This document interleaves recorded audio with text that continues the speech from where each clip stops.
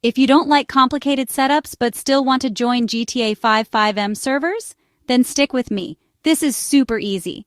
Here's how you can unlock GTA 5 FiveM with your Xbox Game Pass PC account. No tricks, just quick steps. First, open your Xbox app and search for Grand Theft Auto V Legacy. This is important. FiveM only works with the Legacy version, not the Enhanced Edition. Click Install and let it finish. Next, head to the official FiveM website and download the FiveM client. Run the installer, and here's the cool part. The launcher will auto-find your GTA V files from the Xbox app. No messing with folders or copying files. After it's done, launch FiveM and you're ready to join custom servers, RP sessions, or whatever you like.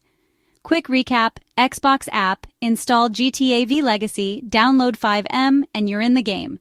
So, Game Pass PC users, welcome to the world of GTA 5 roleplay.